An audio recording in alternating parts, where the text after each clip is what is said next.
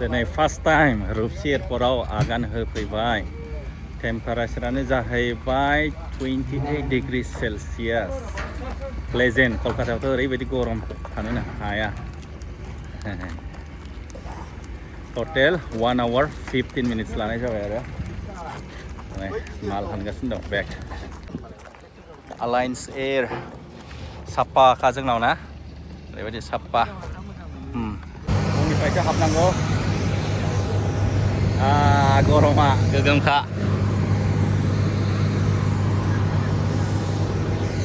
ओरैबायदि गरम हाव हाव दिल्लीनि बायदि जाखाबाय गरमा ओरैबायदि। उननिफ्राय हाबलांनोसै। हेल' नै दिनै फार्स्ट टाइम कलकातानिफ्राय रुपसि एयारपर्ट ना, फार्स्ट टाइम गाखोगोन। माबायदि नोंथांमोनहा दिनै नुनो हासिगोन आरो। बिराद गोबाव जाबाय, बोसोरनैसोआनो जाबायदां रुपसि एयारपर्टआव माने एर'प्लेन खारनाया, नाथाय गाखोफेरनो मोनाखैमोन। दिनै फार्स्ट टाइम आरो जोंनि बर'लेण्डनि फार्स्ट एयारपर्ट। चेक-इननि थाखाय नेगासिनो दङ। फुरा चेक-इननि थाखाय नेगासिनो दं, दाबो सोआखै। गेट नाम्बारा 107 आरो ना जोंना। नै जोंना गेट नाम्बारखौ होदों 107। नायबालाय 107आव नेगासिनो दङ, दाबो सोथ'वाखै। Check-in होबायलै, check-in.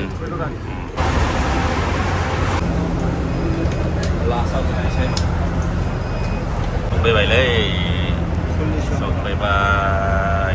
जों गाखोगोना नैबेनो फिसासो।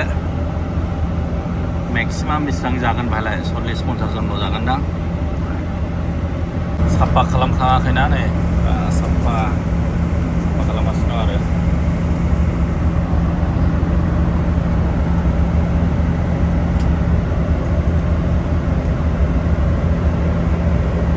लागेज सोग्रा नै बेहाय ना, लागेज एकदम फिसासाना लागेज ओंखारहोबाय। दा उननिफ्रायसो हाबनांगौ। बासनिफ्राय ओंखारबाय।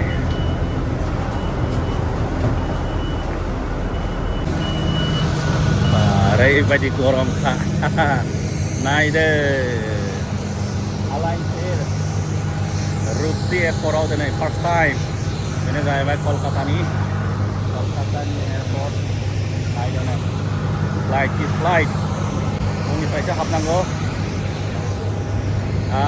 गरमा गोगोमखा।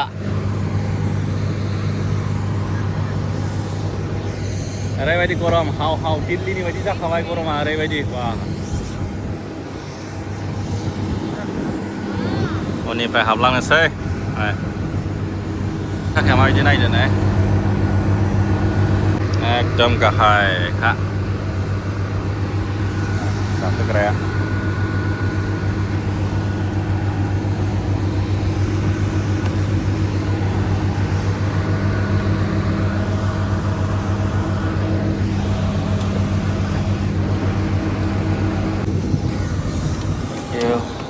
दै मोनदों ना, ओरैबायदि गाहाय ना। सीट नंबर सामान कक्ष के ऊपर सीलिंग लाइट्स पे लिखें।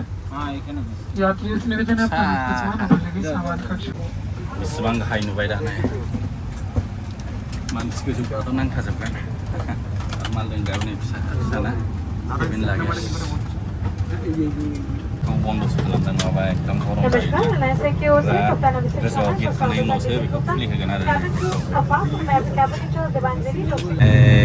बिरनोसै नुबायना माबायदि गिदिंदों।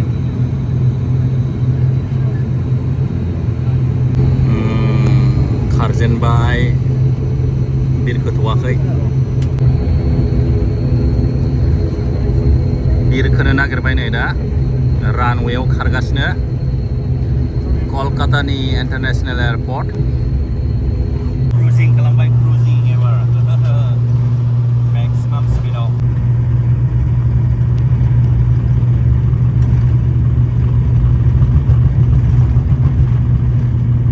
बिरखोबाय एबार। बिरखोबाय बिरखोबाय।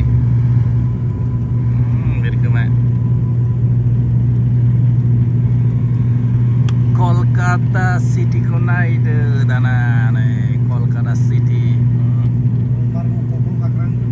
दा एक्जेक्ट टाइम 1:25 जाबाय नोंथांमोना गोसोआव लादो बेसेबां टाइमावहाय बे रुपसि एयारपर्टआव सफैगोन 1:25 PM दा गोजौआव हावड़ा ब्रिड्जमोन माने मोजाङै नुहुरासै नै ओरैबायदि पलिउसन ना खुवा खुनाय बायदि जोबनाय बे टयलेटआव हासुहैदों नै ओरैबायदि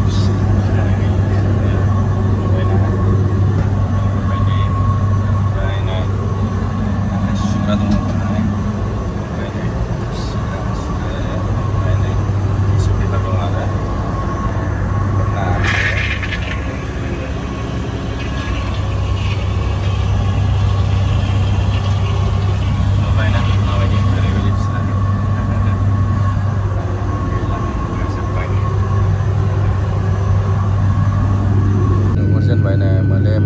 क्लियार नङा बिथिंबो मा दैमाथाय मिन्थिला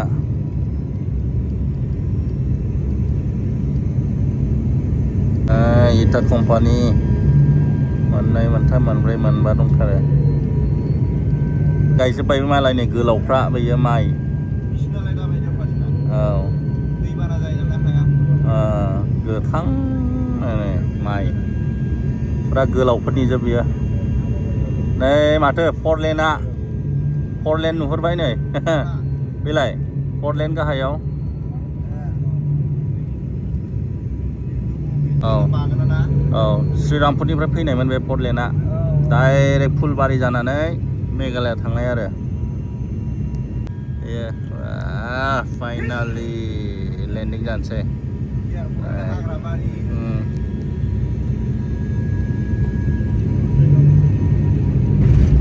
बाग्लायबायलै बाग्लायनायाव मोजां स्मुथ होखाबाय 2:38 जाबाय टाइमा टाइम मथ' 2:40 नालाय 2:40 सहैगोन आरो 2 मिनिटआथ' लाखाबावगोन माने एक्जेक्ट टाइमाव सफैबाय आरो टटेल 2:40 1 hour 15 minutes गारिया फिसा ना ओरैबायदि बिहिर जायो आरो दिनै फार्स्ट टाइम रुपसि एयारपर्टआव आगान होफैबाय टेम्पारेचारानो जाहैबाय 28 डिग्री सेलसियास प्लेजेन्ट कलकातायावथ' ओरैबायदि गरम थानोनो हाया टटेल 1 hour 15 minutes लानाय जाबाय आरो माल हानगासिनो दं बेग अलायन्स एयार साफाखा जोंनाव ना ओरैबायदि साफा दिल्लीयावबो जुदि डाइरेक्ट फ्लाइट थायोमोनबा बिराद कनभिनियेन्ट जाबायमोन आरो बेंगलरनि थाखायबो नांगौ चेन्नाइनि थाखाय नांगौ दा फ्लाइटआनो गैया कलकातायाव थाङो बागदरायाव थाङो बेनिफ्राय गुवाहाटियाव थाङो जाहैदों आरो जोंना मोनसे प्रब्लेम दाबो लामाया जायाखैना क'क्राझारनिफ्राय जुदि बेयो सिदा डाइरेक्ट लामा जायोबा माने बिराद कनभिनियेन्ट जागोन आरो थांनो फैनो आरो पेसेन्जारफ्राबो रासिन गाखोगोन आरो ना फ्लाइटखौ लागेजखौबो मोनबाय बेनोसै आरो ना दिनैनि बे कलकातानिफ्राय रुपसि एयारपर्टसिम जोंनि बे दावबायनाया आरो ना उरायग्रा जाहाजजों एर'प्लेनखौ मा होनोलै उरायग्रा जाहाज ना मा होनोथाय बर'आव एर'प्लेनखौ समायनाथार नै